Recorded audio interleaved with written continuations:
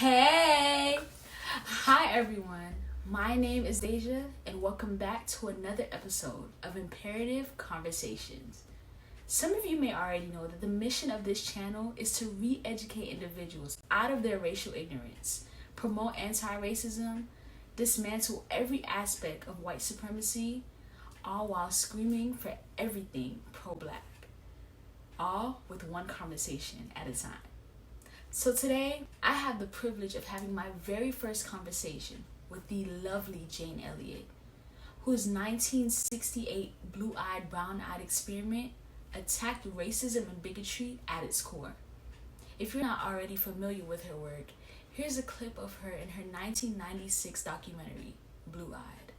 I want every white person in this room who would be happy to be treated as this society in general treats our citizens, our black citizens.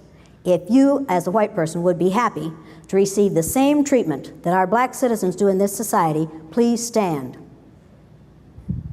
You didn't understand the directions. If you white folks want to be treated the way blacks are in this society, stand. Nobody's standing here. That says very plainly that you know what's happening. You know you don't want it for you. I want to know why you're so willing to accept it or to allow it to happen for others. Oh, hello. Hello, How are you? it's fine. I am just fine. Unfortunately for the world, I am wonderful. Physically, I'm fine. Mentally, I'm not so good, but physically, I'm fine. Well, I'm very, very, very, very happy to see you. You're one of my heroes, so I'm just happy to talk to you right now. Well, Very, that's very lovely. happy. Thank you. Thank you. Well, You're that's what I like is happy people. welcome. So I don't want to hold you too long, so I'm just gonna dive right into the topic. Um, I watch your videos all the time, and I see that you speak out against racism, against bigotry all the time. So I really want to ask you, what inspired you to be that person that speaks out against racism, against prejudice, and all of that? My father. My father said, a fair thing is a pretty thing, and a right wrongs no man. And that's the way he behaved. He also said, you know the difference between right and wrong. Now do the right thing, God damn it. And that's what he did. He would not tell a lie. He would not tell a lie. However, he used to tell us, don't marry a person, one of those kids in town, those handsome young men in town, because their grandmother was an octoroon, and I don't want any pickaninnies in my children. And I thought when I went to college and realized that a whole lot of the kids who were there who were of color were a lot smarter than I was. They all had more money than I did. They all had better clothes than I did. And I thought, and they were all nicer than I was. And I thought my dad was wrong. And so I learned the hard way that my dad didn't know what he was talking about in that area, but that's the only area. He was perfectly honest about it. Just don't bring him home. And then I got married and we lived in Waterloo, Iowa. And my husband ran a national tea store in the north end of town, which was the black section of town. And then I found out that all the people that were my husband's customers gave a lie to everything that my father had said. They're absolutely wonderful people, almost without exception. Now, I know that not every person of color is a lovely person, but the people that were his customers were just fantastic. And he wanted to hire them, but National Tea Company would only let him hire one black person. So he had one black employee in the black section of town, and it was their only food store for those people of color.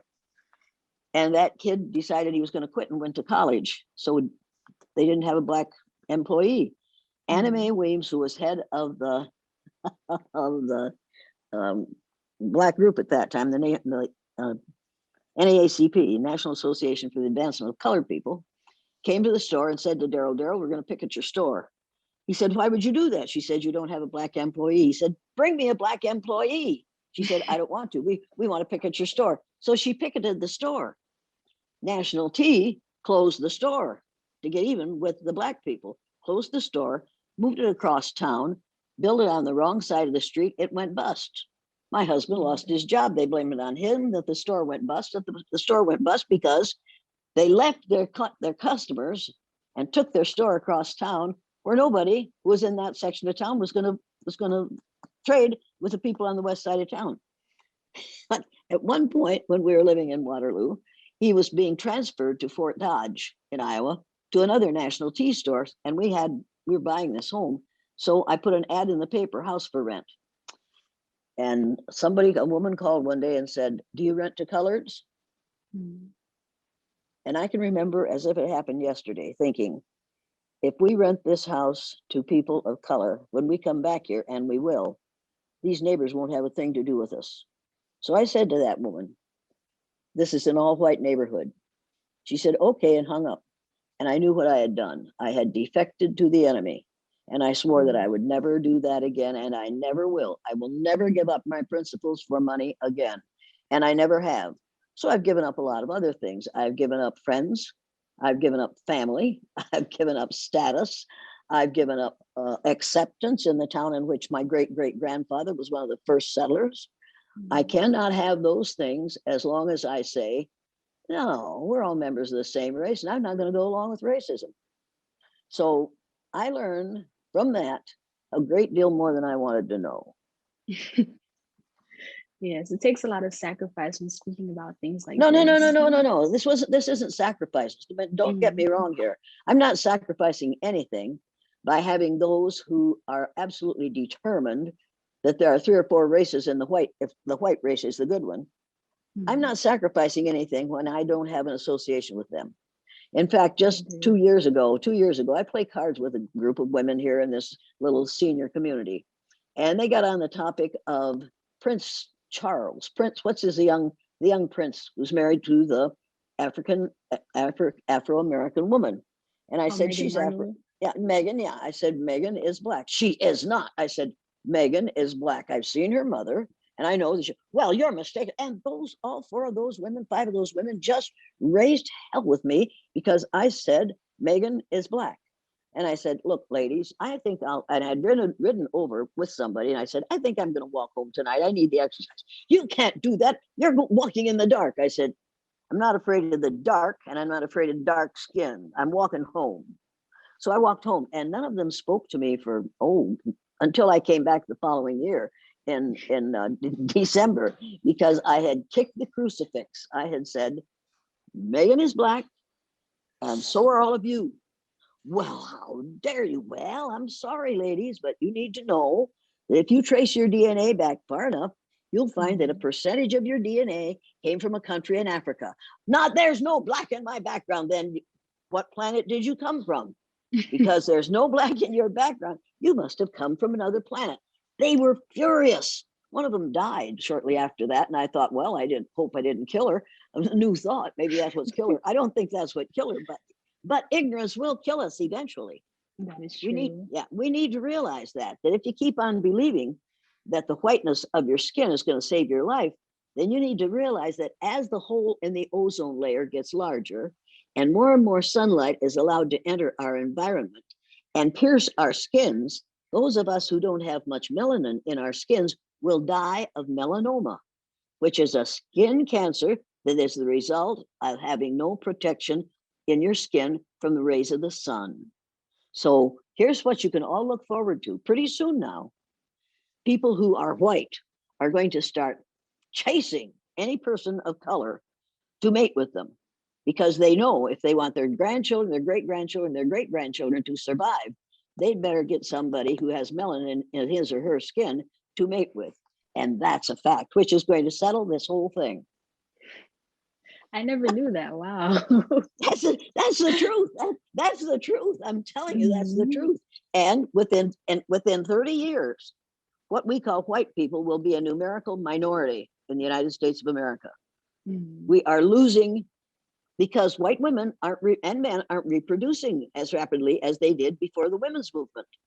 Before the women's movement, women would have 5, 6, 8, 10 children. Then came the women's movement. Yeah, so women can work outside the home now and can help to make a living. So now they're having 2 or 3 or 4 children. So the number of children who are born looking like me, which we call white, which isn't. You can see the color of my hair, you can see the color of my shirt, and you can see the color of my skin. My hair and my shirt match, my skin doesn't, because this ain't white. There's no day of the year is anybody going to call me white and get away with it, because I say, wait a minute, fool. Think about chalk on a chalkboard. Now that is white. This is not white. Get over it. I don't appreciate it. I won't tolerate it. So those ladies have had a hard time looking at me after that. They look at me like, she's one of those. And I think, yeah, I am. How do you like me now? So, well, I love you for being one of those. Well, I am your 30th to 50th cousin, whether you like it or not, because we all have the same ancestor back there, 300,000 to 500,000 years ago. So just get over it. I'm tired of it. And if I'm tired of it with this skin, what must you be with the color of your skin? Which is probably what Jesus looked like. According to present day biblical scholars, Jesus was an Ethiopian Jew, which made him very dark skinned. Right. Okay, now. With wool hair as well. So just think about that too. Just think about it, fools. Think about it. And of course, we can't believe everything that's in the Bible, especially that part where it says Jesus had feet of bronze and kinky woolly hair. We don't want to believe that. So we've made him white and have straight light brown hair, because we can pray to him, but we couldn't pray to somebody who looked like Jesse Jackson. I wouldn't pray to somebody that looked like Jesse Jackson either. On the other hand, Denzel Washington. Oh yeah. We're going down the right lane. Right lane. Okay. So this conversation, the reason I chose you, because like there was no one else that I could think of better than to have this conversation with, and it was about the whitewashing of American history. So like even you spoke on how they would twist it to worship a white Jesus. How do you feel how the whitewashing of history, it plays a part in how Black men and Black boys view themselves? Of course it does. And it's deliberately designed to do that, because we melanemic, and melanemic means people with only a little melanin in their skin. If you don't have enough iron in your body to keep you healthy, they're called anemic. So if you don't have enough melanin in your skin to keep you healthy, you're called melanemic. Now, nobody else wants to believe that, but eventually that word will be in the dictionary. Believe me, it's coming. There's already the word melanotic has been in the dictionary for a long time, and melanotic means dark skinned. So melanemic means light skin. What was the question? So the question is, how does the whitewashing of history play a part in racial relations today? People who are melanemic, in order to stay on top, as a result of the Spanish Inquisition, when Torquemada and company were killing people in order to bring them to Jesus. That's the way. But you remember, during the Crusades, we ran the Crusades for 300 years, going around the world killing people in order to bring them to Jesus. I'm sure Jesus was just tickled to death, but that doesn't matter. The fact is, it says in the Bible, thou shalt not kill unless they're brown. And it doesn't say unless they're brown, but it's how we take it. But we have attempted to give ourselves power by killing those who don't look like us. It's as simple as that.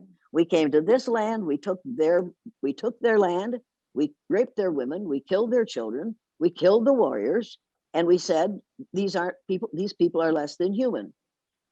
And we called them redskins. Number one, their skins weren't red. They painted themselves red on special occasions. They weren't red. Number two, they came from the same place that everybody else did, Africa. The first people that we called Indians, because we were lost, we called them Indians because Columbus thought he'd reached the West Indies. He hadn't. He had reached a new continent. And it was a continent that people of color from Africa had discovered between 10,000 and 20,000 years ago. Did you know that? See, this page in the National Geographic magazine for April of 2018 shows you where human beings started and where they went to populate every landmass on the face of the earth, including this one. They did that. I did not know that. Of course you didn't know that. You studied history. You studied Mhm. history. You didn't study our story. You studied his Mhm. story. But this is what really happened. And so here we go.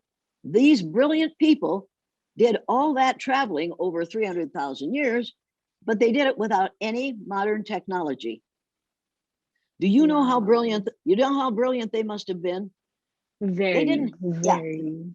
they didn't have any of the stuff that we use to circumnavigate the globe. They had their common Mhm. sense and their knowledge, which they learned as they went along. Now, as they left this area and farther from the equator, their skin, their hair, and their eyes got lighter because they were exposed to less sunlight.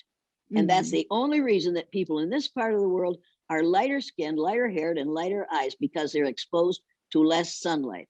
And people in this part of the world have a different slant to their eyes because the sun, the rays of the sun hit the earth at a different angle than it hits Mhm. at the from these other areas. The whole thing is just, this is just our body's adaptation to the natural environment as we moved across away over centuries from the place where we began. You have to know that that India, the people in India came from here. The people in Mhm. South America came from here. The people in Australia came from here. The people Mhm. in North America came from here. Get over it and get over Mhm. it now. I'm tired of giving this speech and I'm tired of preaching to, somebody said to me yesterday, well, when you talk to us, you're preaching to the choir. And I thought, yeah, well, the choir has some problems too, because the questions they sent me from the choir were just as ignorant as any questions I've ever gotten. But they are the choir and they don't want to be racist. And I'm thinking, well, honey, you still are, and you need to give it up. I also watched a video from you today where you explained the whole map thing and how Africa is shown smaller than it really is. How that was even possible. Now, look at this. This is Greenland, Mhm. and this is Africa. On this map, which is used throughout the schools in the United States, shows Greenland bigger than Africa. But at the bottom of this map, usually on the Mercator map, this is the Mercator map, usually at the bottom of the legend, the last sentence in the legend says, South America is actually nine times larger than Greenland. Africa is 18 times larger than Greenland. But this is what the kids see. This is what is imprinted on their brains. We believe what we see, and here it is, kids. This is the way. And then we tell them that the northern half of the map is the northern hemisphere because hemi means half.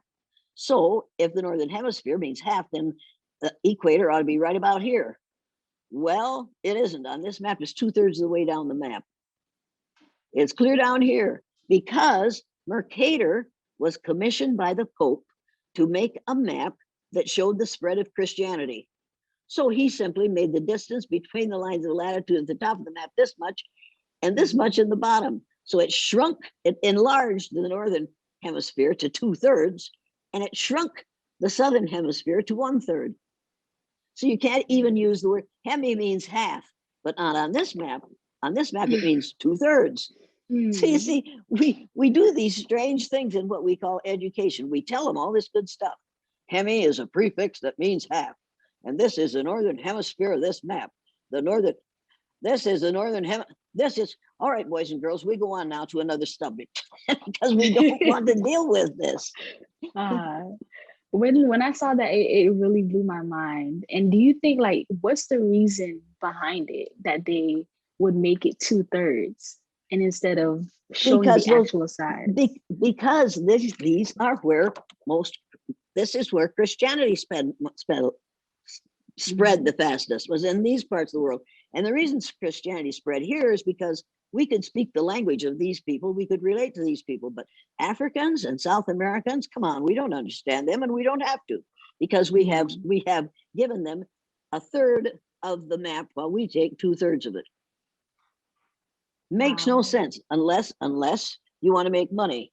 And you have to remember that racism is an extremely profitable business. It is. We make It a, is. we make a lot of money in this country by promoting the myth of white superiority. White people are, number one, white people don't exist. And number two, they aren't superior. And if you think they are, then you need to get the book, Anthony Browder's book, Nile Valley Contributions to Civilization. And you read that book and it will totally turn you around in your opinion of what constitutes brilliance and intelligence and creativity. And for God's sake, patience, patience, patience, patience. I know that Martin Luther King is one of your heroes.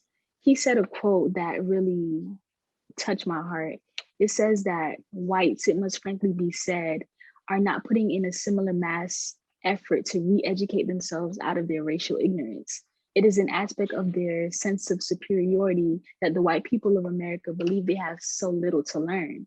So when I think about that quote, I think about lawmakers or people in power that are making laws for us that have not educated themselves out of their racial ignorance. So how do you feel about those people in power that don't educate themselves? They don't want to relate to Black individuals or other minorities for that matter as well. Racism is the result of self-imposed ignorance. Mm-hmm. The information is out there.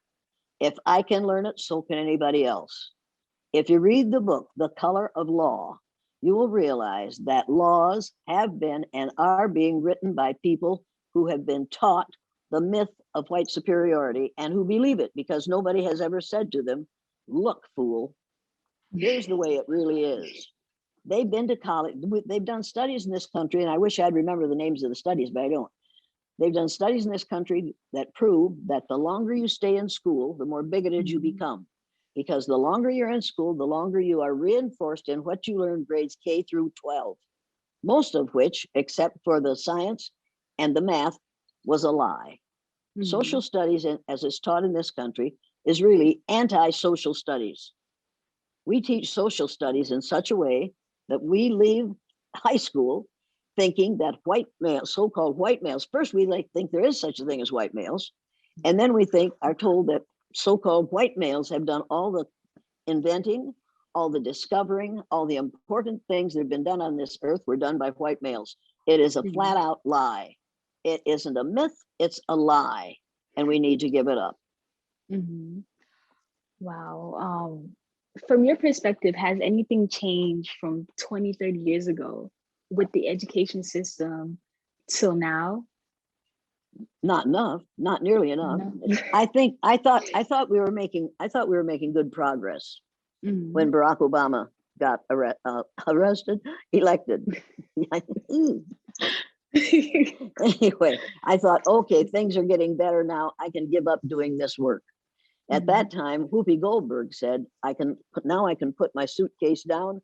I don't have to think about moving out of this country anymore. And then the last 4 years happened. And I realized that a whole bunch of angry, disappointed,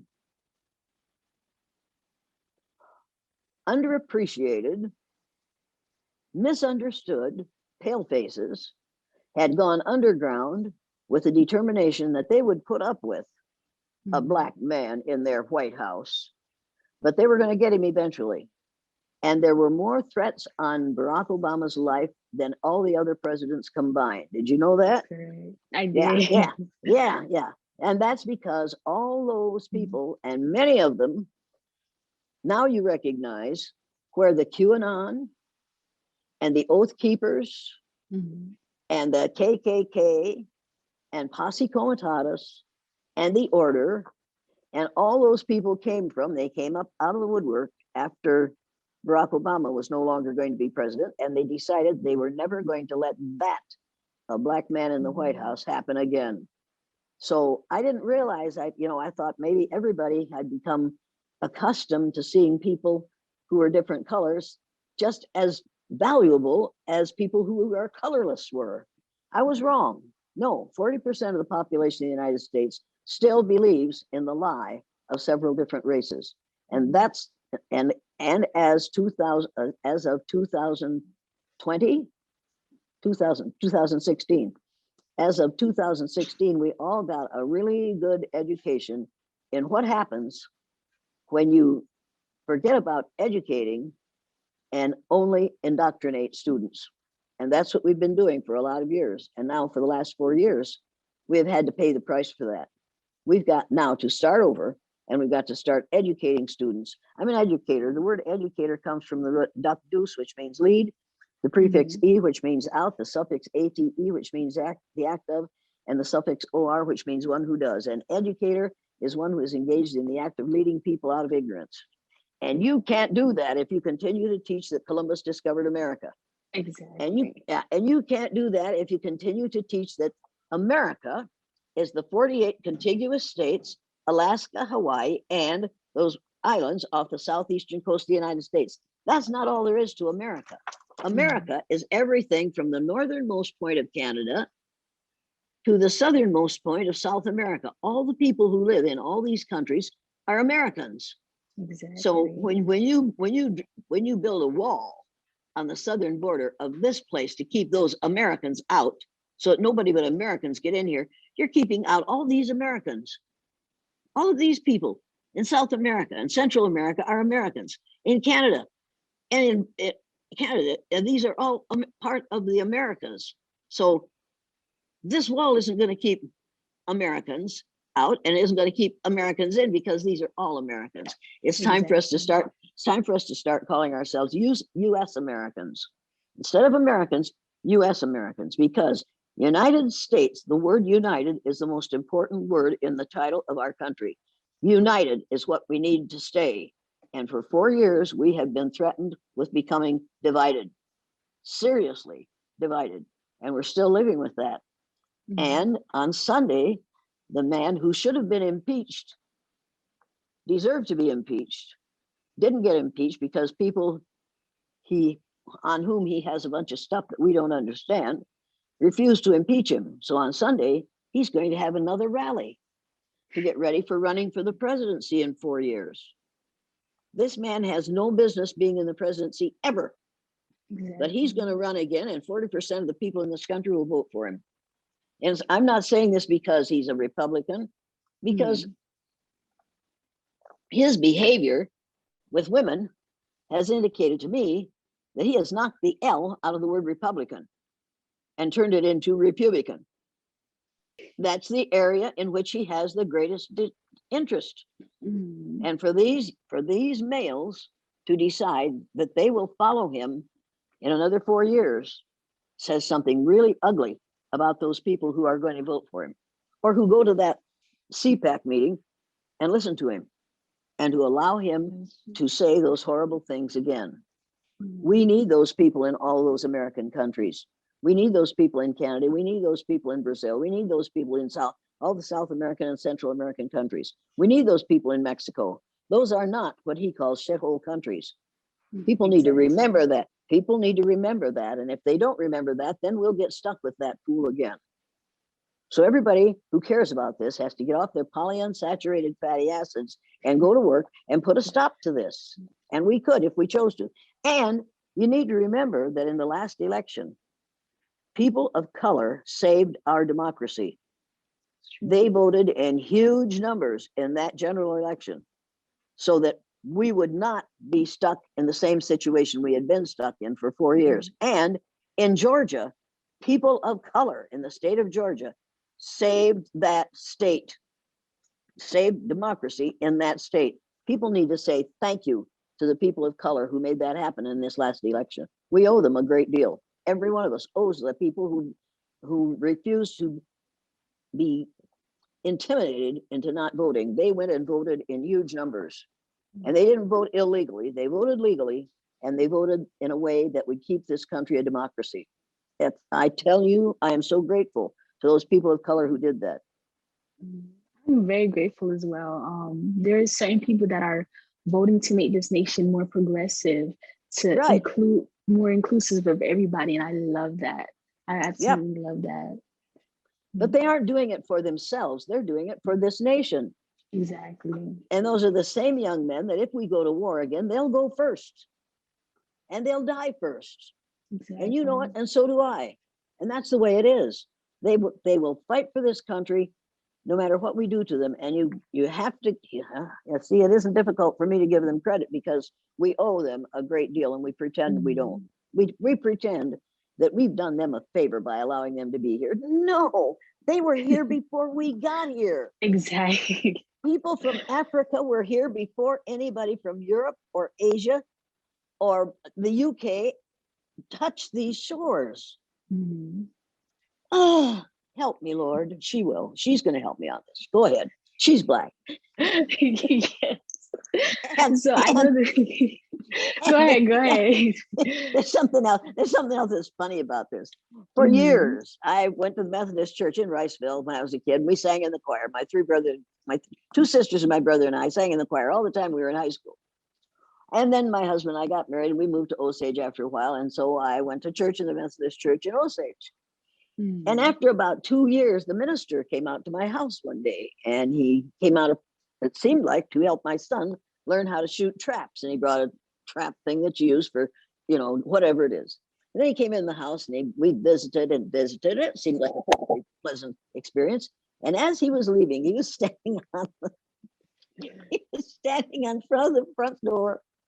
And he said, Mrs. Elliott, would you do me a favor? I said, well, sure, I'd be glad to. What is it? He said, will you find another place to worship on Sunday morning?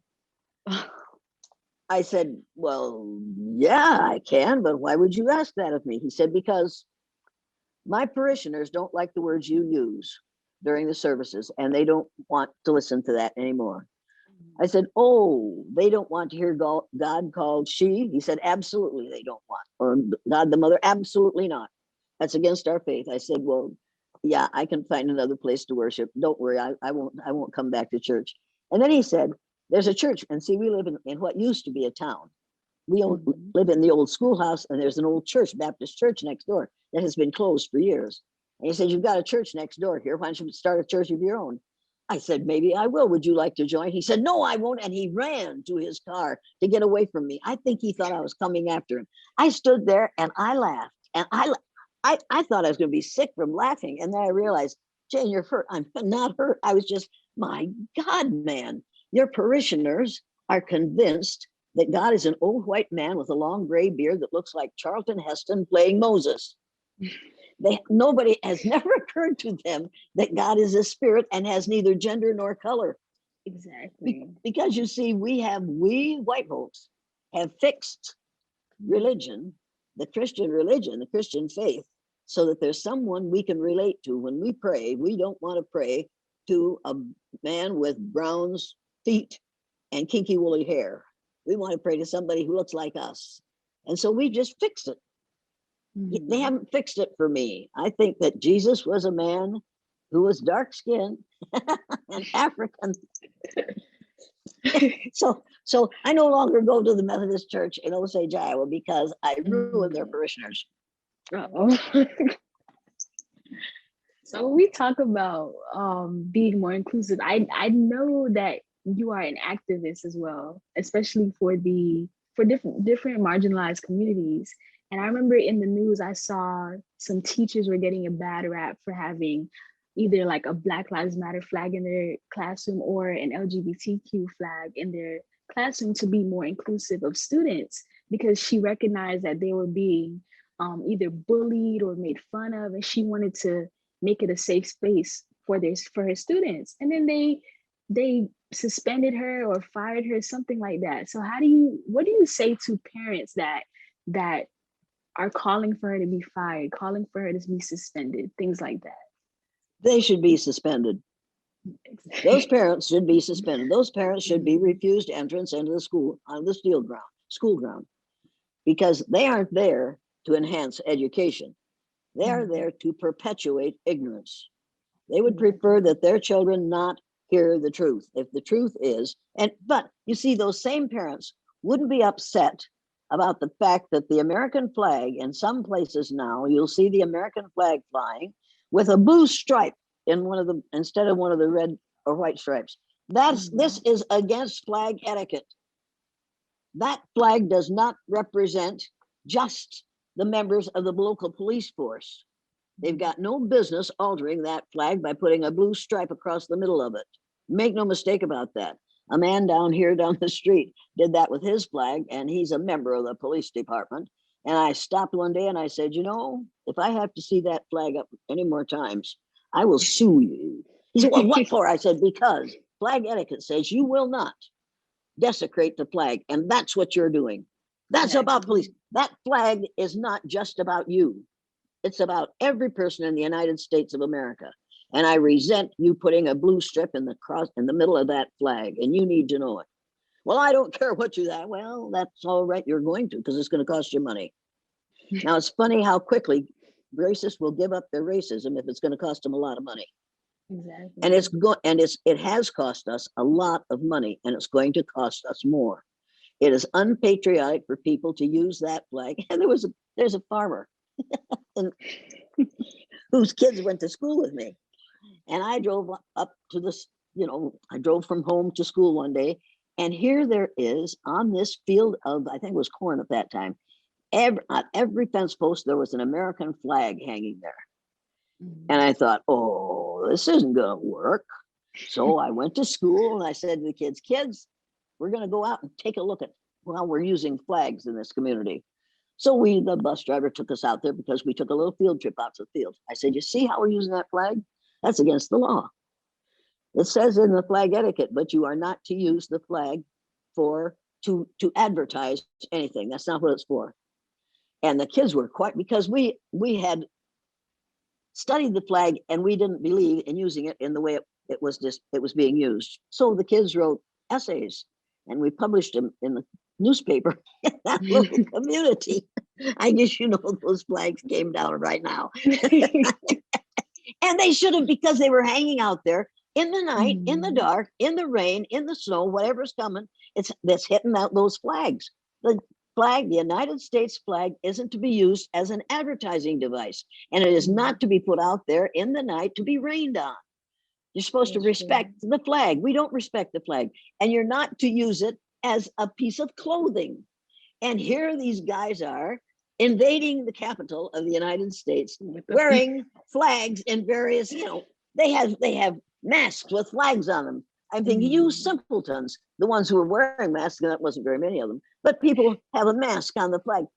That's a desecration of the American flag. People need to realize that, but they don't. That's just another piece of cloth, and everybody likes the sight of it, so I guess I'll use it.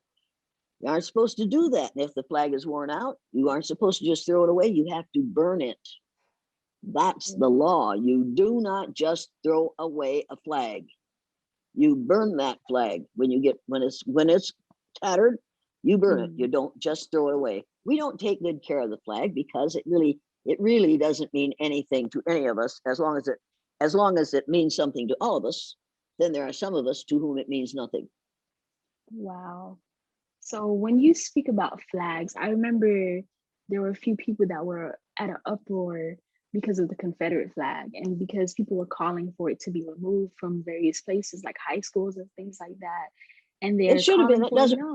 It doesn't represent this country anymore. Exactly. And if it represents only a small portion of this country or only a certain number of people in this country, then keep it only to them and in their position, in their place. Don't force it upon all the rest of us.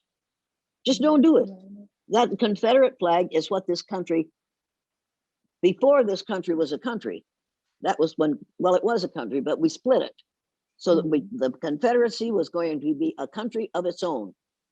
If that's the flag you want to worship, that's fine, but you keep that in your home. Don't put it out in front of my house where I have to look at it. Your freedom to say ugly things stops where my freedom not to hear them begins. Right. Yeah. In this country we have freedom of speech. You can say whatever you want to, wherever you want. No. Your freedom to say ugly things stops where my freedom not to hear them begins. That's part of the freedom of speech. I am free from ugly speech. You're free to say what you want to as long as I'm not offended by it. There are some things I will not tolerate. Racist, sexist, ageist, homophobic, ethnocentric statements. I will not tolerate. Elie Wiesel, I went to a program that he did in Decorah, Iowa at Luther College. And I'll never forget it. He said, You have the right to forgive others for what they do to you. You do not have the right to forgive them for what they do to others. Only those others have the right to forgive that. And that had never occurred to me. I go around saying, well, I can forgive him for saying that. And Ellie Wiesel said, no. If it isn't talking about you, you don't have the right to forgive it. You have the right to forgive people for what they do to you. You do not have the right to forgive them for what they do to others. Wow. And I think people need to remember that. They need to think about that. Wait a minute, fool. You said that about that person. You need to know that for me, that person of whatever color is one of my 30th to 50th cousins. Exactly. And I don't have the right to forgive you for what you just said about him or her. And you need to know that I will come after you for it. And I will embarrass you, and I will make you wish that you had never been born. I agree with that. I agree with that completely. Completely. I think when we think about not forgiving others for what the harm that they do to others, it reminds me of what James Baldwin said. He said to be well, so-called Black in America, like you would say, and to be conscious is to be in a rage almost all the time. That's right. And that's right. That's right. And like He's I think about right. the history of it, of how so many people are treated in this country, from Asian Americans. Even in the news recently, Asian Americans are being attacked. There's Jews that are being attacked, Muslims that are attacked, African Americans that are attacked, and it's like it puts you in a state of rage almost all the time. So like, what advice would you give to people like me that are constantly seeing these things and are angry? And we have no tolerance for it. We want to speak out against it as much as possible. We don't stand for it at all. Say it when you see it. Mm-hmm. Refuse to tolerate it. You must, Elie Wiesel also said, you must not tolerate the intolerable. If something is intolerable for you, it's intolerable for me. And I will not tolerate people treating my cousins of color, in an intolerable manner, because we are all cousins, period. So no, and that's one of the reasons I have nobody comes anywhere near me. one of my good friends out here 3 years ago said to me, I don't want to talk to you, Jane. I said, why not? I don't like the way you talk. She didn't like the things I say. She didn't like the things that I'd say, like this one. Violence is Black children going to school for 12 years and receiving 6 years worth of education. Julian Bond. Yeah. Malcolm X said, it doesn't mean that I advocate violence, but at the same time, I am not against using violence in self-defense. I don't call it violence when it's self-defense. I call it intelligence. I agree. And Gwendolyn Brooks said, truth tellers are not always palatable. There is a preference for candy bars. In this country, by the gods of war, don't be telling me the truth. I can't take it. And that James Baldwin said, a child cannot be taught by someone who despises him. Exactly. And if you have educators who are standing up there looking at children and thinking, and you're a little Black boy and you're a little white boy, and the kids can tell, and if you have teachers who stand up in front of a group of students and say, when I see people, I don't see people as Black or brown or red or yellow. I just see people as people. Someday, some aggressive little girl is going to stand up and say, you forgot to put white in there. Do you see white people? And she's going to get kicked out of that classroom. And if it's a Black boy who says it, he's going to get kicked out of school. Because that white girl she will be seen as principled and having good character.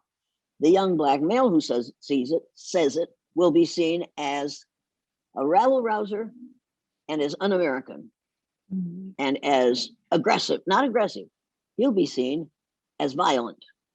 He'll be seen as aggressive. She'll be seen as assertive. She'll be seen as looking out for other people's needs. He'll be seen as an attack dog. You know it, and I know it. And we have to arrange that no teacher will ever again say to a person of color, when I see you, I don't see you Black. Because if she does, that person of color will say, do you see me green, fool? You see me purple? What color do you see me? And then she is just going to go nuts. And she's going to get that kid put out of school as she can. And she's going to get paid for the day. Even though she has offended him and has refused to recognize his civil rights. What is the purpose of representing Black boys and Black girls in the media the way that they do? So, for example, you said that he would be portrayed as aggressive. So, what is this purpose of continually portraying Black boys and Black girls a certain kind of way? It's what we have learned. It is what we have been conditioned to believe. And for years, and I thought, and I think now, you can't say when you write up about a crime in the paper, you can't say a Black person did it. You just can say their name now, right? You aren't supposed to say a Black person. But invariably in the last 30 years, anytime somebody of color committed a crime anywhere and it was in the paper, one of my teacher so-called friends would say, well, some of your people got in trouble again last night. And I'd say, oh, which one of my neighbors are you talking about? You know who I'm talking about. Well, I don't know who you're talking about. Well, tell me. Well, there was a robbery, there was a killing, there was a this, there was that. And it was one of my people. Well, we all know who you think a lot about. And I'd say, you want to say it, just tell me who you're talking about. Did a Black person, what you call a Black person, commit a crime? Well, yes, those are the only ones who do. And I think, if I had a gun, my first thought is, if I had a gun, and I'm not supposed to think that way, but oh Lord, I drove back and forth to school for many years, from Osage to Riceville for many years, because after I had done 3 years after I'd done the blue-eyed, brown-eyed exercise, the home ec teacher at the high school level stopped me at a teacher's meeting one day and said, Jane, you got to get your kids out of this school. We had 4 kids in that school at that time. I said, why? She said, because these teachers are trying to destroy your children. You better get them out of here. So we moved. Yeah, we moved 16 miles away so that our kids could go to a different school. And every day, this one teacher would do something after the kids were got out of there. This one teacher would do something just totally racist, ridiculous, ugly. Every day, something happened. And I got in the habit of as I was driving home from school, I'd pretend that she was in front of my car and I'd hit her. And I killed that witch. Every time. And then I moved up to the junior high. I went up to junior high, so I didn't see her anymore. And one day I went to a teacher's meeting down at the elementary building, and there was this teacher. And my thought was, what are you doing here? I thought I killed you. And then I thought, oh my God, Jane, look what you've done. Look what you've done to yourself. Good Lord, Jane. And then I found out that the other one, who was really vicious about me, had breast cancer. And I couldn't feel sorry for her. Oh. But you see, that's what we do with racism. We make it impossible for those that we have crucified in our minds not to want to have anything to do with us. And since we are treating them as less than human, then they see us as less than human. And in our behavior, we are behaving in ways that are less than human. I'll never forget the way I felt the day I realized that I didn't feel sorry for her. And then I thought, Jane, she didn't deserve this. How do I know? I don't know whether her hatred of those who are of a different religious group or a different skin color, whether that ate her alive, or whether that was just something that happens. And I still don't know. And I didn't go to her funeral because I didn't want people to see me grinning. I have to admit, our community feels the same way about it stops us from having sympathy when something bad happens because of how you treated us. Yeah. See, and this is the thing that scares Melanemic people to death. I mean, we're scared. I'll never forget the woman who stood up in a meeting that I was giving a speech at a university in Texas. And I was talking, this woman stood up and she said, and she's obviously one of the instructors, and said, Mrs. Elliott, yeah, I just look for the person's heart. And I thought, now be careful here, Jane. I said, look, see, I have to keep telling myself, shut the fuck up. Don't say it. Don't say it, Jane. Shut up, Jane. I said, look, madam, if you can see my heart from where you're standing, you should go down to your local hospital and volunteer to be their X-ray machine. You can save them a bunch of money. She said, you don't know what I mean. I said, I knew exactly what you mean. What you mean is you have to look past somebody's skin because you don't like the color of their skin. So you pretend you don't see that. It is the ultimate insanity to say that you don't see the organ on a person's body that is the largest inch by inch organ on their body, which is their skin. Now, if you can say to them, I don't see your skin, you have a real problem of insensitivity besides ignorance. She said, I don't have to put up with this. I said, you're right, you don't. She said, I'm leaving. I said, goodbye. And she left. And those students looked at me, half of them looked at me like, well, you really are a witch, aren't you? Only they're thinking bitch, which doesn't bother me. Bitch is an acronym for being in total control, honey. Anyway, so they were just quite, and the rest of them were grinning like, aha, we know what she's all about. And now everybody knows what she's all about.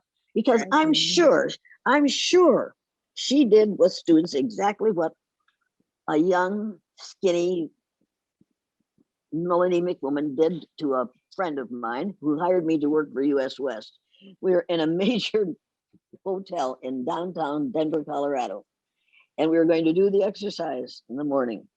And this woman was wearing heels about this high, and she diddled up to her. Diddle means walk rapid, short steps. Doesn't mean what you're thinking. She diddled up to Linda Guillory, and she said, Linda, when I see you, I don't see you black.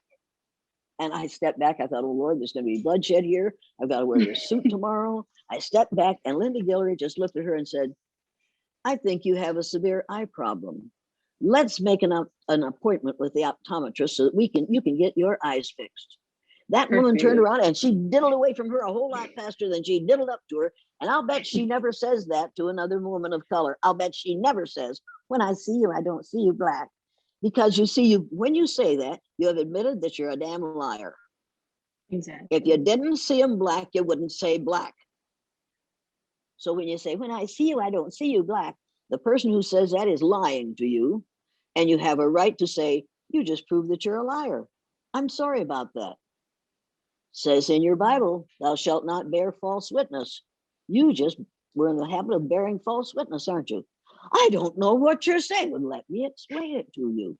And then they'll run away just as fast as they can because a little learning is a dangerous thing. And that's not some learning that they want to take on. That is true. That is true. You give me so much knowledge right now. It's just amazing. Wow. No, but you need to know that any knowledge I have, I learned from people of your color, not mine. Wow. No, Wow. I didn't know. I didn't learn these things from people who are pale faces.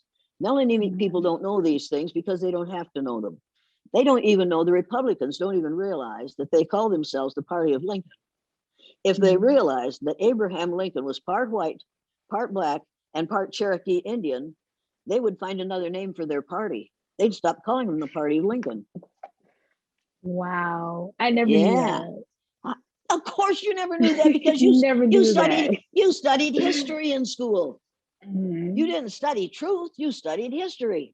And you remember everything you learned in history. You learned that Abraham Lincoln could hold an axe out to the side like this for hours because he was so strong. He had hands that were that long. He had a face that was Native American, and he had hair that was black, and he had bones that were African American. You look at him in a picture now and you think, oh, good God, of course he's black. Of course he's Native American. What's the matter with you people? Is that why so many people were using that argument against him? That, oh, he can't be president because he comes from black blood or this and that? Well, why? We had how many months of criticizing Barack Obama because another president to be eventually said that he wasn't American. He wasn't born in America. Holy. And now he's going to be the standard bearer for that party again. Right. You see, if you can't get rid of racism by electing people who are openly racist and behave in openly racist ways in order to appeal to 40% of the population of the United States. It's not how you get rid of it. You get rid of it by saying, no, we'll not tolerate this. The only thing necessary for the perpetuation of evil is for good people to do nothing. So every one of us who believes that people who preach racism, sexism, ageism, homophobia, and ethnocentrism are wrong, we have to stand up and be as loud in our refusal to go along as Black people were when they voted in monstrous numbers, marvelous numbers in the last election. That's So what do you have to you do. think that it's possible to get rid of racism? I know a lot of people don't think that it's possible. They think it's going to just continue, but Well, they're wrong. They're wrong. Mhm. Make no mistake about this. They're wrong. They think that you're born a racist. There Mhm. is no gene for racism. There's no gene for Wow. sexism or ageism or homophobia or ethnocentrism. Those are all things that you have to be carefully taught. And I've been in the public schools in this country for long enough that I know how to teach those things. All I have to do is follow the standard elementary curriculum. And I will come up with a whole room full of children who believe in the rightness of whiteness. And on the other hand, I also know how to teach against racism. And at the end of 9 months in my august presence, you'll have however many kids are in that classroom will not tolerate racist statements being made in their presence. In fact, oh my goodness, one of the junior high teachers came down to lunch one day. My sister was substituting. She was just furious. And my sister said, well, what's wrong? She said, the worst thing happened in my classroom. Well, what happened? I used the N-word. She didn't say N-word, she said the word. And I used that word. And one of those boys stood up and said, we don't use that word in this school. And if you're going to use it, I'm going to go out in the hall until you stop. She said, what would you have done? And my sister said, well, I think I'd stop using that word. Exactly. See, she should have said to that young man, thank you very much. I'm sorry. I've been accustomed to using that. I'll never use that word again. That's what she should have done. But she didn't. She wanted to know how much she could do to kick that kid out of school. How can we get rid of this kind of business? Well, all you had to do was shut your mouth and do what you are paid to do, which is educate these children, not miseducate them, not mislead them, and not indoctrinate them. If you're a racist, keep it to yourself. Don't put it off on these kids, and don't allow these kids to behave in racist ways in your classroom. I believe you called it the American indoctrination system. Well, that's what we have. Mm-hmm. That's exactly what we have. And we spend billions, literally billions of dollars a year indoctrinating students to the myth of white American superiority. And we call this America instead of calling it US America. From now on, when we sing God Bless America, I want to sing God Bless US America. It's the ignorance. Oh my gosh. It's ignorance. You better believe it's ignorance. And it is ignorance that is deliberate on the part of those who are ignorant, because the truth is out there. All they'd have to do is put down their handheld little gadgets and stop playing video games and start reading a book. In my classroom, we had sustained silent reading, half an hour every day. Everybody had to sit down and read a book for half an hour, period. I don't want to hear any nonsense. Sit down and read. And I mean read, because I taught them to read, and then I expected them to practice what I preached. And they did. And and my father was a reader. He was constantly reading something. And he learned from what he read. He couldn't learn it from the person around him, people around him, but he could learn from what he read. Wow. I think I really want to ask you, how did you come up with the experiment? Wait. Ask. You don't want to ask me. Lots of people want to ask me. They want to use an axe on me. You don't want to do that. You want to ask me, and that's one of the things. I got you. Thank you very much. I don't want to correct you, but it's okay. Okay. I welcome it. But yes, how did you come up with that experiment? That's it's mind-blowing how you came up with that. Oh, no. I was born in 1933, the year that Adolf Hitler and Franklin Roosevelt came to power in their respective countries. And for 12 years, from 1933 until 1945, I watched my father just infuriated by what he saw on the newsreels at the theater when he went to the movies and what we heard on the radio about what Adolf Hitler was doing.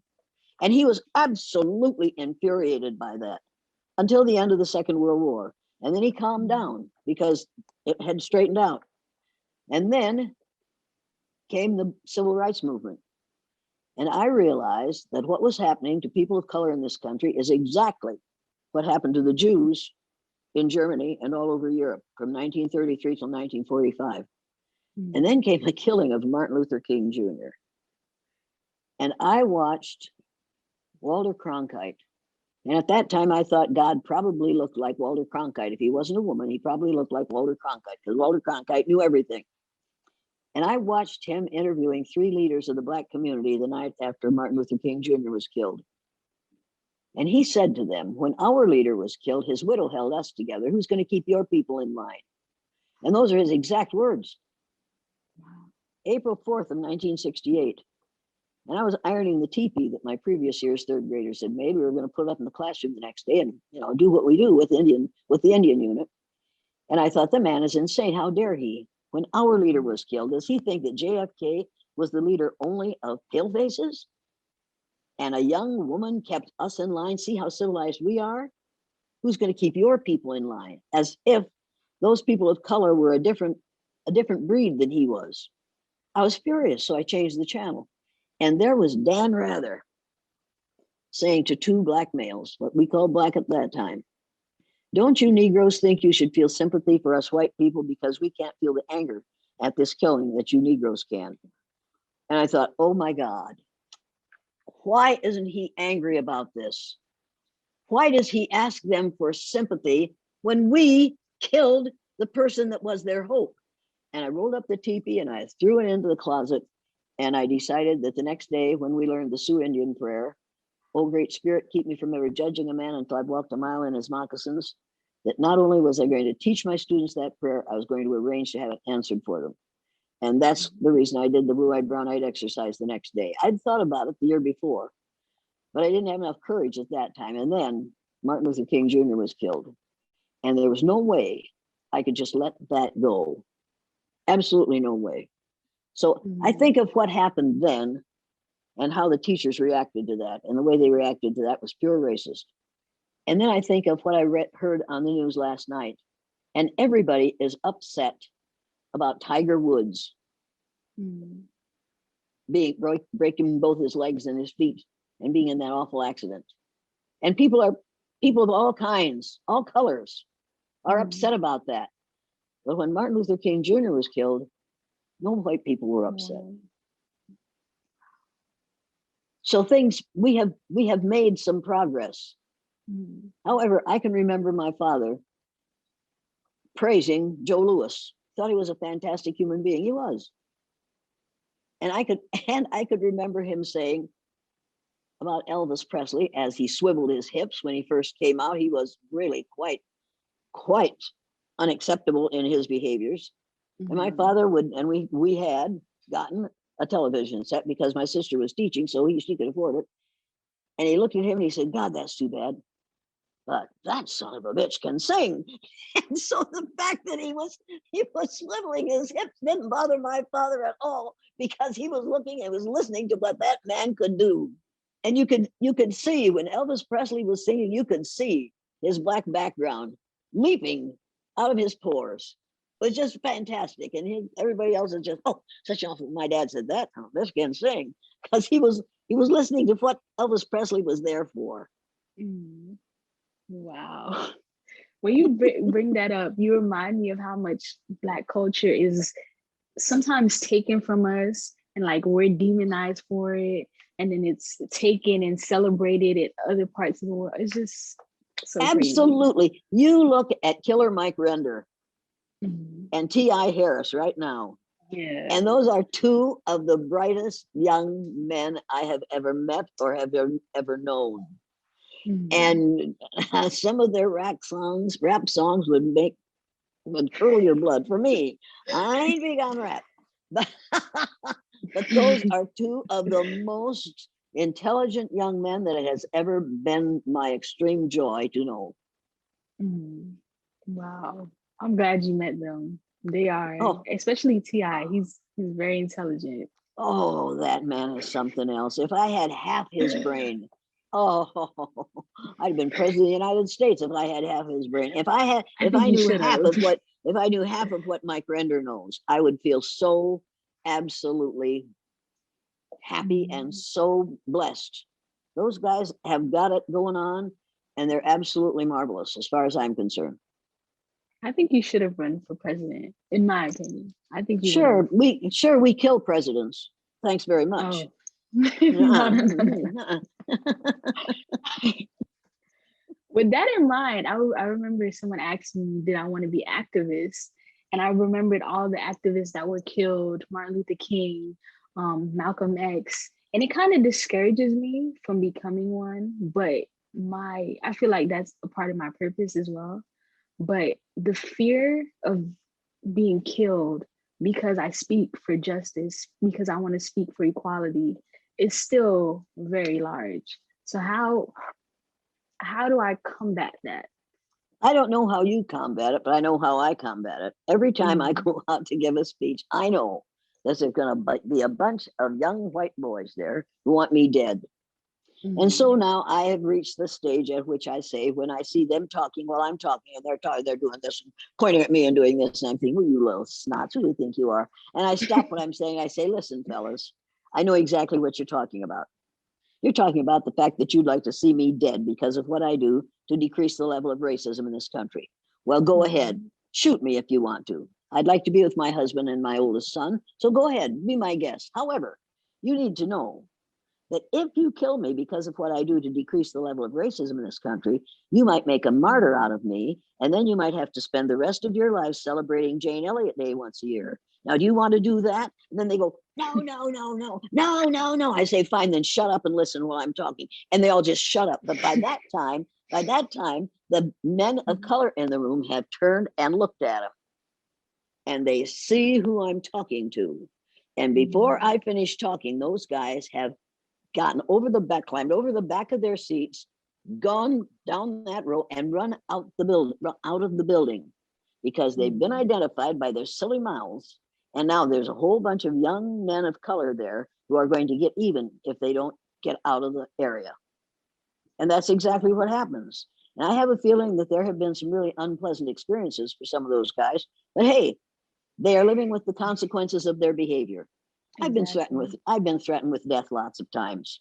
They had to take me out of Uniontown, Pennsylvania at midnight because the teachers that I had put through the exercise in the morning had called the superintendent and said, if you don't get that bitch out of town, we're going to shoot her. So Oh my gosh. Oh my God. it was something.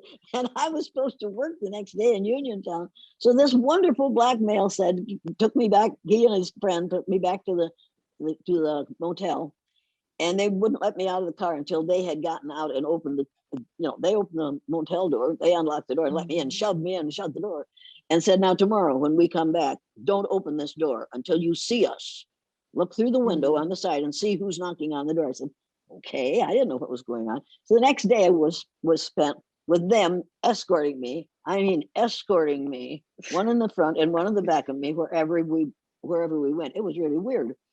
That night when it was time to leave, they put me in. They said, guys came to get me. They said, no. He opened the door and he said, now stay right here. Okay. And he said, now the front door of the car is open. You get out of this room and you run across the sidewalk and get in the front door of that car. I said, all right. So when he opened the door and he opened the back door of the car and the front door of the car, so it made an alley for me to run in through. So I ran out and got in the front seat of that car, and he got behind me, behind the driver, with his hand inside his open briefcase. And that's the way we traveled all day. And then at night, and then the next morning, when they took me, that night, when they were supposed to take me back to Uniontown, that's the way we traveled to this house out in the black section. And we stopped in front of this house parallel to the sidewalk. And he said, now, when you get out of this car, don't get out on the right side. Get out on this side, because that's the side that was parked against the curb. He said, you slide under the steering wheel, and get out of this car and run up those steps. Well, it was one of those homes that are up on, on the second floor. Okay.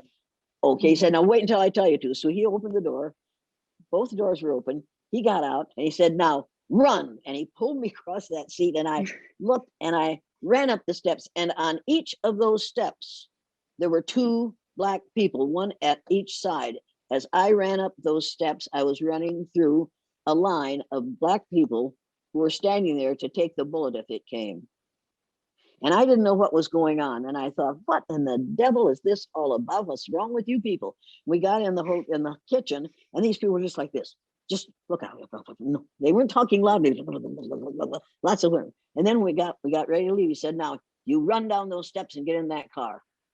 And we had parked Anna S. Williams, Anna S. Cunningham had parked the car so that the rider's side was parallel to the sidewalk. So there they were standing on each side, and I ran down the steps and got in her car, and we took off. 2 carloads of Blacks behind us and 1 carload of Blacks in front of us accompanied us to the Pennsylvania Turnpike, going just as fast as they dared. At the Pennsylvania Turnpike, they turned around and went back, and I said to Anna S. Cunningham, look, what's going on here? This is absolutely the most interesting thing I've ever experienced, but I want to know what's going on here. And then she told me, she said, we don't want you shot in Uniontown, Pennsylvania. We're trying to keep you alive. So we went on to Hartford, and I did my thing the next day in Hartford, and she was with me all day. And then the next morning, I got up all alone in a motel in Hartford, I think it was Hartford, and I got my stuff all ready to go, and I had my luggage cart handle in my hand, and I opened the door of the motel, and there I was at the end of a court. And it was a 2-story motel, and there were windows on 4 sides of that motel, and big windows and doors. And I thought, behind one of those doors could be the person who was sent here to shoot me. And I backed up and I shut the door of that motel, and I stood there. And I can remember it as if it happened yesterday. I thought, now you've got a decision to make, Jane. You can stand here and be paralyzed by fear and never do this again, and never see your children and your husband until somebody comes and takes you to safety. Or you can walk out of here and go down and check out. And if it happens, it happens. Now, what are you going to do? And I had 4 kids who loved me and a husband who thought I was the greatest thing since sliced white bread. And I took the handle of that luggage cart in my hand. I opened that door and I stiffened my shoulders, because I guess I thought if my muscles were stiff enough, the bullets would bounce off. You do strange things when you're scared, and I was scared. And I didn't run. I walked, because I think you don't run because you're scared. You're scared because you run. And the minute you start to run, then the adrenaline starts to pumping, and then you've got a problem. So I walked quickly to check out, and I got to the desk and I thought, well, look what you just did, you damn dummy. You allowed them to scare you nearly to death. That will never happen again. You can shoot me, but you'll never scare me again, because there are worse things than dying. And one of them is living a meaningless life. And if I decide to just give up this fight because I don't want to be hated, I don't want to be terror stricken, I don't want to be afraid, I don't want people to think less of me. So I could reduce myself to something kind of like a mushroom growing on a tree. Or I could refuse to go along with that and say, you know something? And I learned something really interesting in the last month.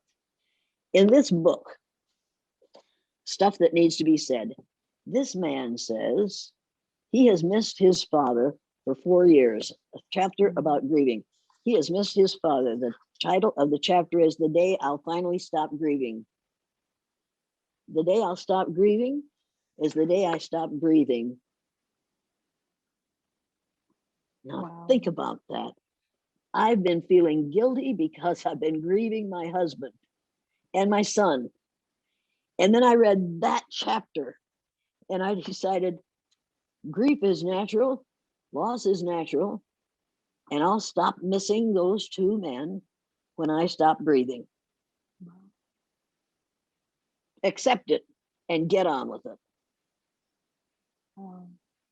so many people think grieving can stop at a particular time, and I just Why don't you just get over it? Just get over it. Mm. No, as long as you're alive, as long as you can think, as long as you can remember, as long as you can feel. Oh God, when I pick up the pillow and put my nose against it, and it smells just like my husband. Breaks my heart every night. Breaks my heart constantly. And then I think, yeah, but someday I won't feel that way because I'll be dead. And that's what it'll take. Mhm. I hate that it has to be that way, honestly. I really do.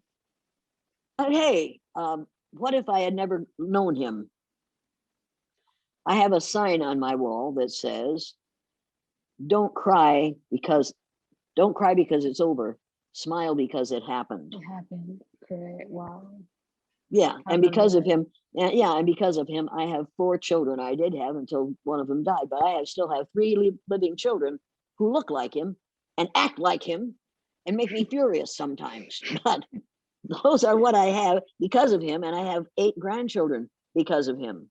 Mhm. And now we have 2 great grandchildren. I have 2 great grandchildren. Would I have had any of that without him? Absolutely not. Wow.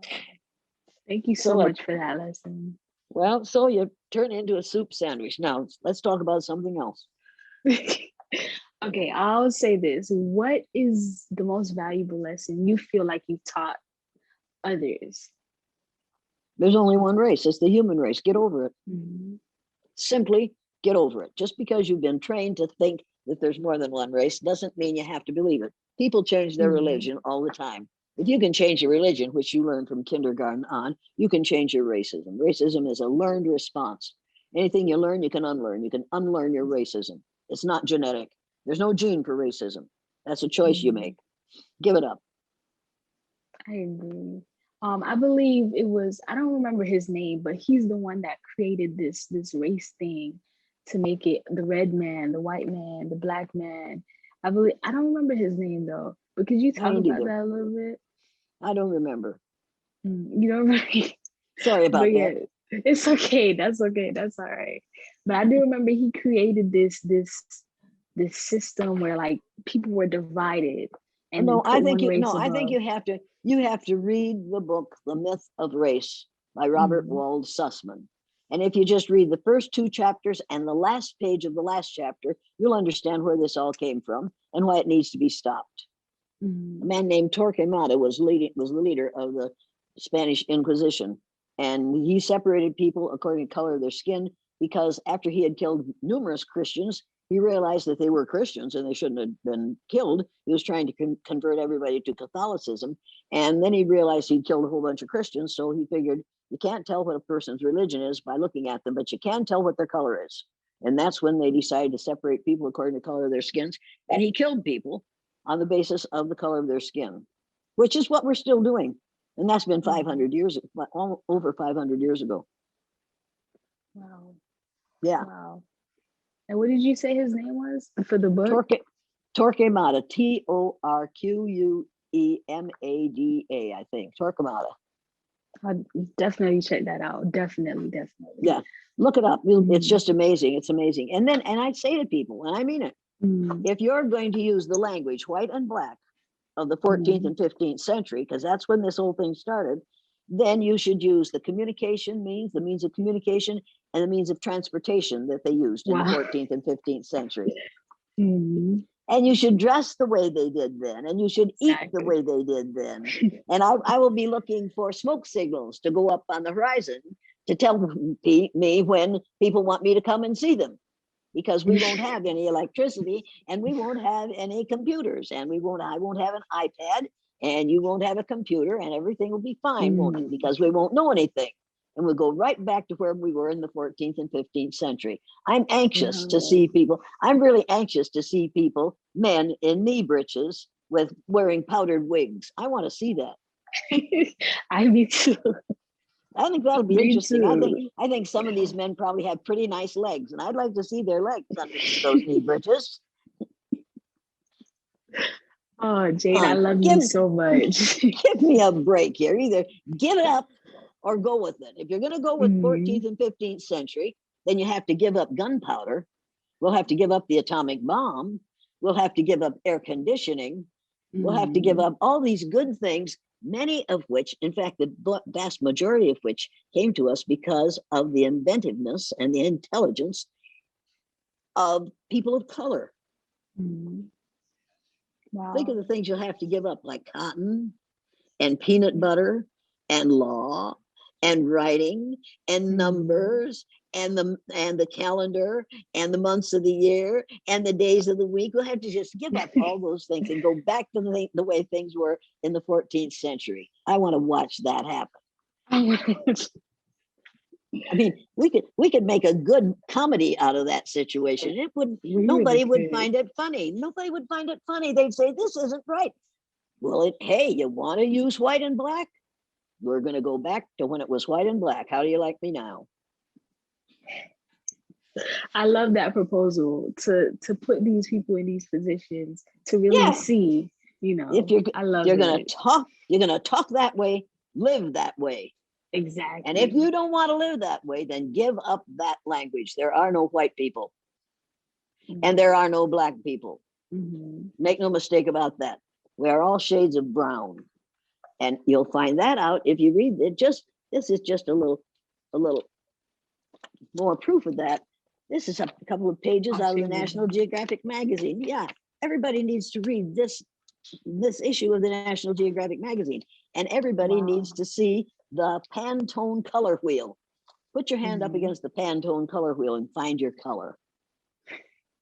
I'm sure they'll find it too. I'm sure they'll find it. But none of them will find a color like this, because none of them have skin of this color. It doesn't exist. Come on, fool, let's get it together here. I'm tired of this. Okay, are we done? Yeah. I'm so grateful that you agreed to come on this to talk to me. I learned so much from you. And I told you I didn't want to hold you too long, but I'm really enjoying this conversation. Thank you for everything that you've taught me so far. And so I just really want to say thank you for everything that you've done for our communities. No.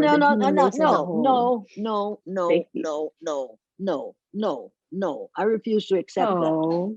Why not? Because most of what I've learned from people who look like you. I couldn't have learned it from people who look like me because we don't know it. We aren't required to know it. But I've been lucky enough that I had a father who said, get an education, what you put in your head, they can't take away from you. And he also said, don't judge a book by its cover, God damn it. And he meant that.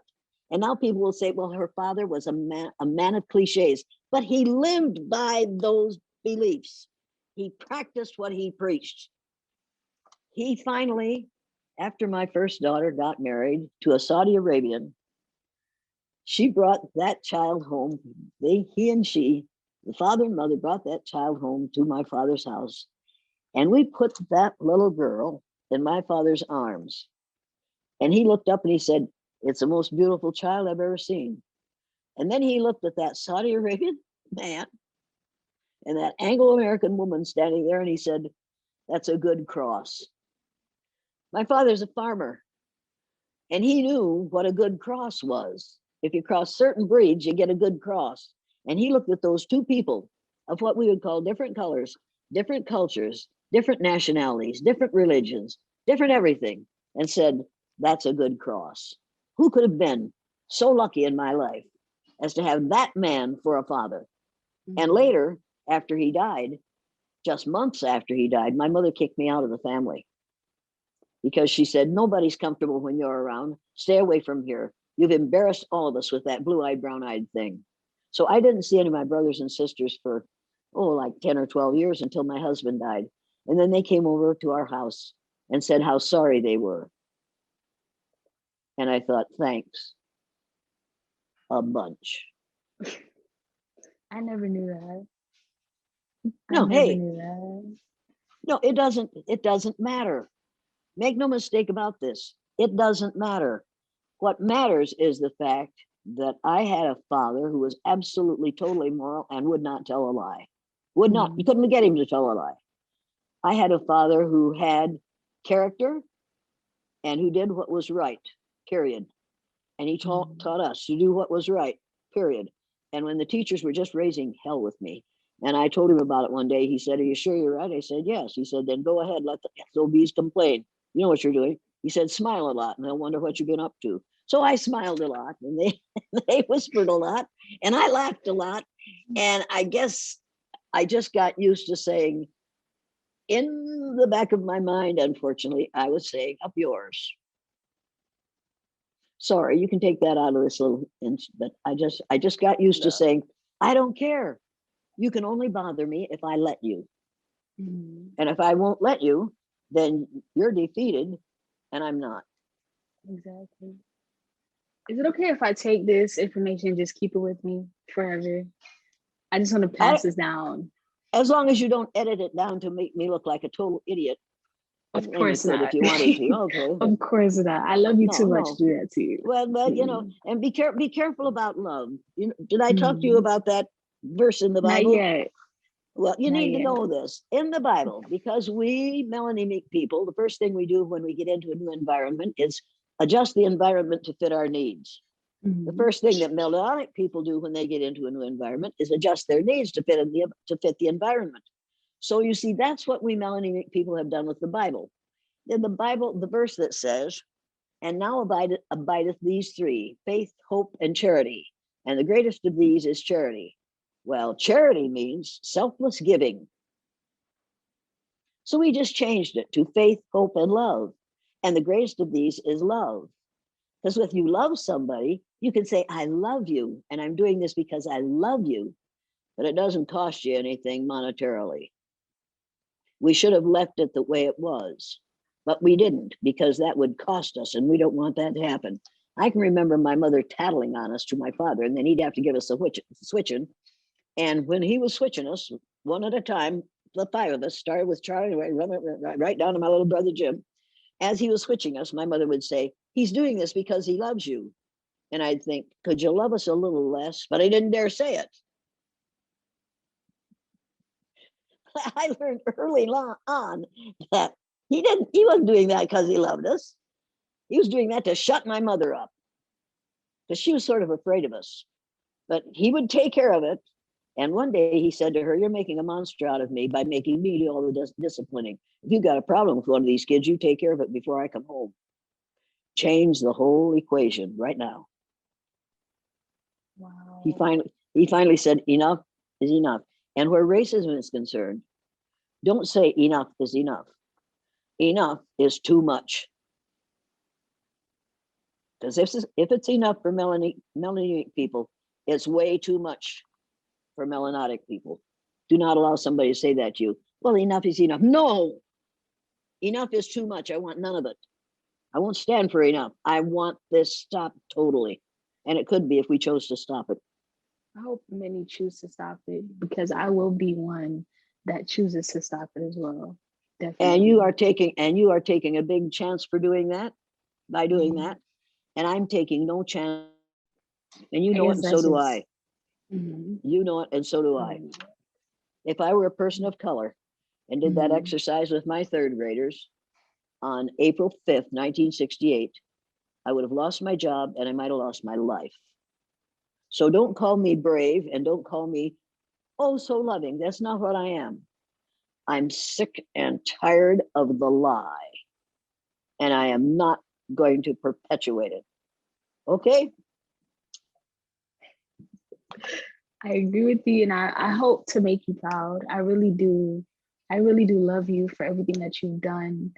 I understand that, don't call you brave, don't call you courageous, but I really do love you for everything that you've done. I honestly do. And I hope to make you proud with my work as I continue your legacy. And I hope that you see us and you see that we're fighting for Wait a equality minute. for all groups. Wait a minute. Wait a minute. Wait a minute. Mhm. Because of what's going on in this country today, give up the word proud. The Proud Boys have made that word one that you don't want to use. You want to remember that Jesus wasn't welcomed into this world all those years ago by proud boys. He was welcomed in by wise men. 3 wise men from the East came when Jesus was born. No proud boys from the West were there. Those were wise men. I don't have time for proud boys. I want wise men in my presence, and so do you. So be careful about using the word proud, because those fools have now destroyed the meaning of the word proud. Because you can't possibly be proud of what they did in Washington, D.C., January 6th. Not at all. Only boys would do something like that. There were no men in that group. They were all proud boys. Now think about that and how ridiculous that is. What that says is all those boys were in their child or parent ego state. None of them had gotten into their adult ego state. And they spent their day with their big guns and their camel clothes, being proud boys, and had nothing to be proud of. There was nothing that they did that day that they should have been proud of, but it was all very boyish. Too bad we didn't have, too bad there were no wise men in that group. Oh my goodness. I think about it all the time, how like, it's just ridiculous. Yeah, it's Truly. more than ridiculous, it's criminal. It's Mhm. criminal, and it is stupid. It is stupid. It isn't, it's just plain stupid. Only stupid people behave that way. And people who think they are using their own initiative when they follow somebody who says, you can't have, you're going to lose your country if you don't fight, and fight today, fight like hell, while I run into the White House and hide in front of a television set and watch you make fools of yourselves. Exactly. It's just Proud boys following a case of arrested development. He never developed an adult ego state, and he still hasn't. So if you're a proud boy, that's who you'll follow. If you're a wise man, you'll be more careful about who you follow. All right. And this has nothing to do with politics. This has to do with being or not being an adult person. I agree with Okay. that. All right. I agree with that. Okay. Thank you so much, Jane. Thank you so much. You're most welcome. Thank you for giving me this time. I appreciate it. No problem. I want to say, I hope everything is well with you. I'll always try to check up on you if I can, if you don't mind. I might annoy you sometimes. You can check up on me, but let me warn you about something. I can't remember what I did this morning. I'm serious about this. As you get to be my age, it's more difficult to remember anything. Day before yesterday, I lost my keys. They were in the front door of my house. I unlocked the door and came in and did what I had to do, closed the door and got busy. And then later I thought, where are my keys? And I looked and I looked and I finally thought, you didn't. I think you did. And so don't be surprised if I don't remember you. It's okay. Because I have to look at the television to find out what day it is. It's okay. As long as you're doing okay, that's all that matters to me. I'm doing okay. I can remember what I have to, but not always. But sometimes. And I feel bad about it until I watch, what is the name of that older lady who tells us the news on MSNBC? And I wrote it down. Andrea Mitchell. The woman is absolutely brilliant. But she'll sit there and she knows she has the word, but she can't find it. So then she'll put a different word in there. And I'm thinking, oh, Andrea, baby, I know what you're going through. I've gone through, I do it all the time. And I think, oh, she's so bright and she knows so much and she's been so far and has done so much, but she's just like all the rest of us. There comes a time when it's very difficult for you to remember the most mundane things. That's life. That's life. Okay. All right. We'll talk to you another time sometime, but I won't remember who you are. It's okay. Hopefully you do remember me, because I'll always remember you. Okay, but I'm definitely. No, you won't always remember me, but you'll remember me for a while, and that's fine. Okay. I'm remembering Frederick Douglass. And I never met him, but everybody has to remember that Frederick Douglass said, where justice is denied, where poverty is enforced, where ignorance prevails, and where any one class is made to feel that society is an organized conspiracy to oppress, rob, and degrade them, neither persons nor property will be safe. Everybody needs to remember that Frederick Douglass said that. Wow. So That's a you profound look, statement.